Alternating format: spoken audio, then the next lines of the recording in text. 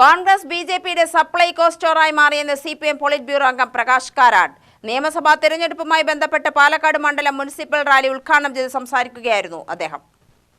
കേന്ദ്രത്തിലെ ബിജെപി സർക്കാർ മനുഷ്യരെ വർഗീയതയുടെ അടിസ്ഥാനത്തിൽ ഭിന്നിപ്പിക്കാൻ ശ്രമിക്കുമ്പോൾ കേരളത്തിൽ മതസൗഹാർദ്ദം നിലനിർത്താൻ LDF മൂന്നാമതും അധികാരത്തിൽ വരേണ്ടത് അത്യന്താപേക്ഷിതമാണെന്ന് കാരാട്ട് പറഞ്ഞു. Recently, the Ram Navami festival was held in North India, and we found in many places the Ram Navami processions led to communal clashes and targeted attacks on minorities. So this is the everyday occurrence in many parts of India, northern India, western India, eastern India, etc. But in stark contrast, for the past 10 years in Kerala, under the LDF government, there has not been a single communal riot in the state.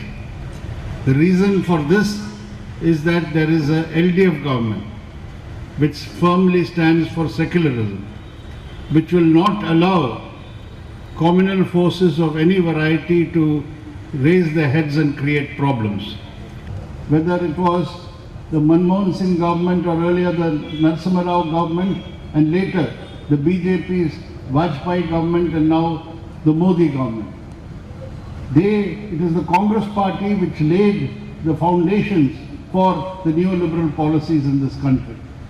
ഉത്തരേന്ത്യയിൽ ഉത്സവങ്ങളിൽ പോലും വർഗീയത കലർത്തി സംഘർഷം സൃഷ്ടിക്കുമ്പോൾ കഴിഞ്ഞ 10 വർഷമായി കേരളത്തിൽ ഒരു വർഗീയ സംഘർഷം പോലും ഉണ്ടായിട്ടില്ലെന്നത് LDF ഭരണത്തിന്റെ നേട്ടമാണ്.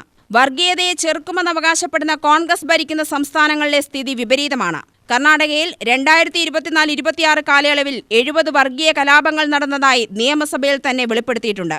കേരളത്തിന്റെ വികസന നേട്ടങ്ങൾ കണ്ട് അന്താളിച്ച കോൺഗ്രസ് BJP CPM ഡീലെന്ന വ്യാജ ആരോപണം ഉന്നയിക്കുകയാണ്. എന്നാൽ കോൺഗ്രസ് നേതാക്കൾ കൂട്ടത്തോടെ BJPയിലേക്ക് ചേക്കേറുന്ന കാഴ്ചയാണ് കാണുന്നത്. ഹിമന്ത ബിശ്വാസ് ശർമ്മയെ പോലുള്ള മുൻ കോൺഗ്രസ് നേതാക്കൾ ഇന്ന് BJP മുഖ്യമന്ത്രിമാരായിരിക്കുന്നു. കേരളത്തിൽ BJP വളരാത്തതിന്റെ പ്രധാന കാരണം CPMന്റെ ശക്തമായ സ്വാധീനവും രക്തസാക്ഷികളുടെ ത്യാഗവുമാണ്. AK Balan, CP Pramod, TK Naushad, K Krishnankutty, doctor P Sarin, K Velu, KR Gopinath, Lenin, A Ramaswamy, Kabir Vennakkara, Murali K Tharekkad എന്നിവർ പ്രസംഗിച്ചു. UTV news, Palakkad.